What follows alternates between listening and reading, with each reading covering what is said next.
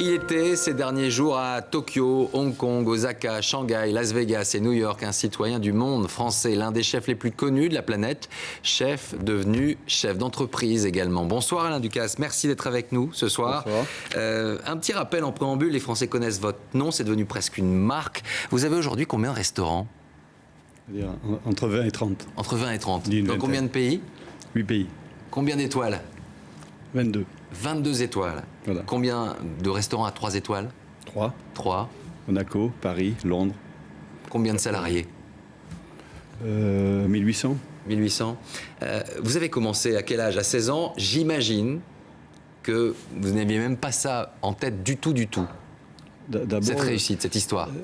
J'ai basculé dans la cuisine quand ma grand-mère cuisinait le dimanche, le week-end. Les souvenirs d'odeur que j'en ai gardés m'ont fait décider en matin d'être cuisinier. Et ma mère n'était pas très favorable à ça, donc elle m'a mis dans un routier.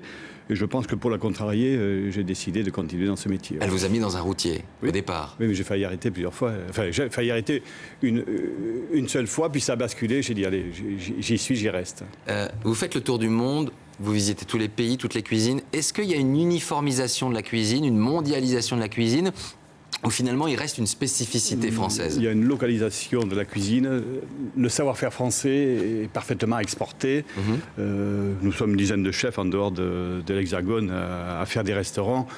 On doit en avoir une centaine à 10 chefs et c'est unique. Il n'y a pas un groupe de chefs américains qui a autant de restaurants dont nous restons influents. Il ne faut pas ignorer la compétition dans tous les domaines, y compris dans la cuisine. Et le même produit, vous le cuisinez de la même façon à Osaka, à New York ou pas? Non, bien sûr que non. Chaque fois, on va trouver la juste adaptation sans jamais perdre l'ADN et l'essence de la cuisine française.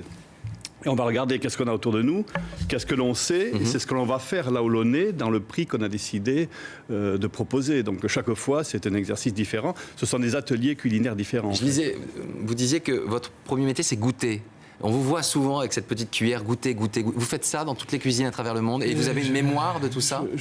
J'enrichis mon disque dur. Voilà, je garde depuis ma plus tendre enfance et je pense que la mesure étalon de mes goûts, de ma ferme d'origine, c'est certainement la meilleure mémoire. Si vous fermez les yeux, il y a des parfums, des saveurs qui reviennent mécaniquement si vous vous concentrez sur certains produits? Et des goûts et des odeurs, bien sûr. On va tenter d'en savoir un peu plus sur vous à travers d'abord le témoignage d'un chef qui vous connaît bien. Il s'appelle Christophe Moret, chef étoilé de chez Lasserre. Il vous connaît depuis longtemps. Il était à vos côtés à la fin des années 80 à Monaco. Voici sa recette, son portrait culinaire en quelque sorte d'Alain Ducasse. Reportage Florent Muller, Frédéric Capron et Guylain de Laval. On se retrouve juste après. Alain Ducasse, c'est un radicchio, une barbe des Capucins, une betterave jaune, un navet green meat, de la cébette, une poire. Mais pas que. C'est aussi un potiron muscade. En tout cas, c'est ainsi qu'Arcimboldo lui aurait tiré le portrait. Arcimboldo, le génie italien de la composition jardinière.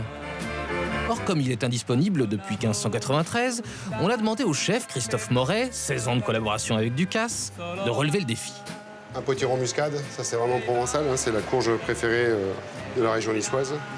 Dès 89, Révolution, Alain Ducasse présentait un menu dégustation entièrement composé de légumes. Ceux du sud, gorgés de soleil, et ceux d'ailleurs qui respirent le voyage.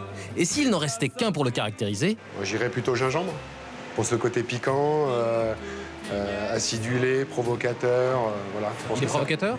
Assez, ouais, assez. Puis c'est quand même un sacré majordome, faut pas oublier. Tyrannique parfois?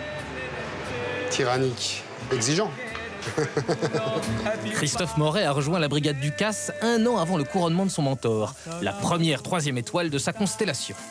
Le but, c'est de cuire les légumes avec son eau de sudation pour qu'il garde son goût un maximum. Mais la carrière d'Alain Ducasse aurait pu s'arrêter brutalement en 84, lorsqu'il est par miracle le seul rescapé d'un accident d'avion. Or, depuis 27 ans, le Gascon ne cesse d'ouvrir des restaurants à travers le monde.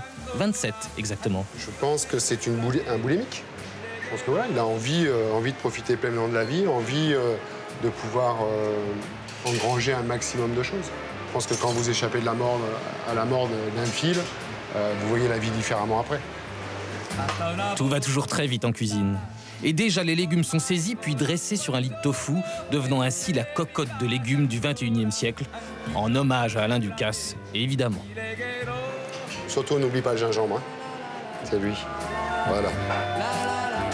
Voilà pour cette mise en bouche. À vous, Laurent, pour le plat de résistance. Alors, ça vous ressemble, Alain Ducasse, tout ça? Oui, j'adore forcément. les légumes. On fait un menu légumes depuis le 27 mai 87 à Monaco, donc il n'y a rien de nouveau dans la tendance légumes. On vous appelle encore chef un peu partout. Quand vous arrivez quelque part dans une cuisine, moi je le sais, c'est tout de suite chef. Oui, parce que je suis cuisinier, je ne suis pas chef d'entreprise.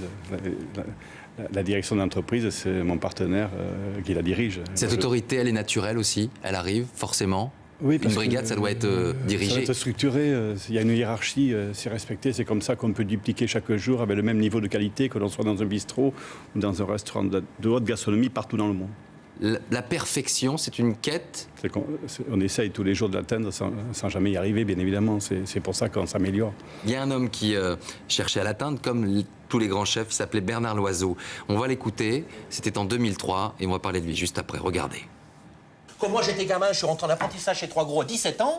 En apprentissage à 17 ans, et Trois Gros a eu 3 étoiles Michelin 15 jours après que je suis arrivé en apprentissage, et j'ai dit j'aurai 3 étoiles. J'ai dit j'aurai 3 étoiles coûte que coûte. Et pendant 25 ans, j'ai vécu au-dessus, moi, avec une petite piole, avec une armoire et un lavabo, uniquement ça. Et tous les matins, je me lève, je mets mes chaussettes, et puis j'ai dit je serai le meilleur, je serai le meilleur, je serai le meilleur, je serai le meilleur. Et j'ai impliqué ça toute mon équipe, et puis pendant 20 ans, on a mis ça. Il y a eu des détracteurs partout, tout le monde a dit mais il s'en sortira jamais à son lieu, comment il va faire? Et puis son style de cuisine, parce qu'on m'a baptisé le roi de la cuisine à l'eau. Sauf qu'aujourd'hui, moi j'ai créé tout un style de cuisine, aujourd'hui qui fait foi dans le monde entier, c'est-à-dire l'épuration de la cuisine tout en gardant les saveurs et les goûts, ce qui est très, très dur. J'avais qu'un objectif au bout, 3 étoiles Michelin, c'est tout. Et tous les machins, je taille à la hache partout, dégage de là, tire-toi de là, 3 étoiles Michelin. Et j'ai eu 3 étoiles Michelin, c'est tout.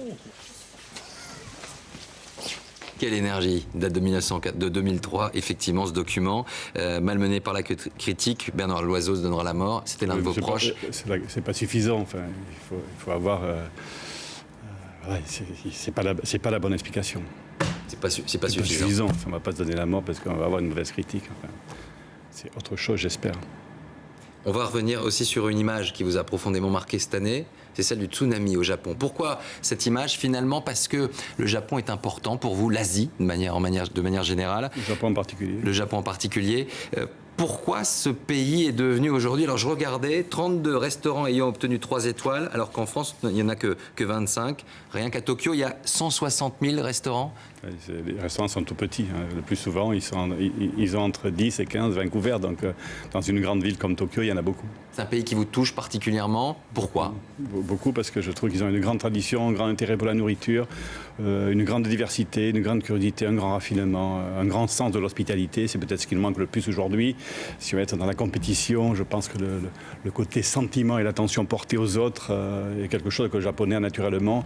Et c'est pour ça, dans cette difficulté, nous sommes allés les voir. Un chef, finalement, c'est une star aujourd'hui, on le voit, effectivement, il y a des émissions de télévision, des livres qui se vendent.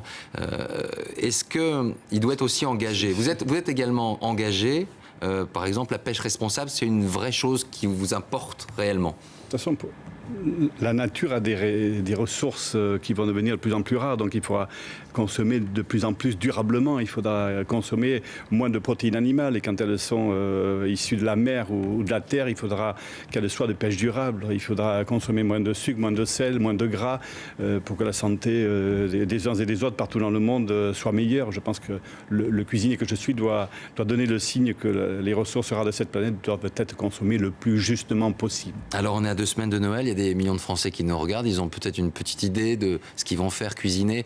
Un produit simple, c'est simple de faire la cuisine ou pas? En France, il y a de très belles volailles. À côté de chez vous, il y a un volailler, il y a un marché, il faut acheter une belle volaille, il faut acheter des légumes racines parce qu'ils sont saisonniers, il faut les cuisiner gentiment, lentement, il faut les éplucher, les mijoter.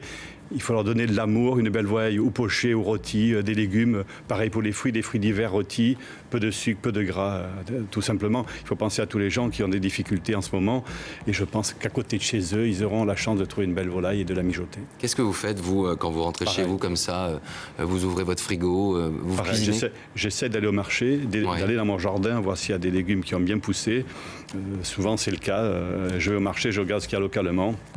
Et je vais manger très simplement. Vous auriez pu faire une émission de télévision, l'incarner, on vous l'a proposé, j'imagine. Sincèrement, j'ai pas le temps. La télévision, ça prend vraiment trop de temps. Merci d'être passé ici ce soir. Merci à vous. On suivra bien évidemment vos cours, vos recettes. Le dernier, c'est Nature, simple, sain et bon, mer et océan. Un très joli livre. Le cinéma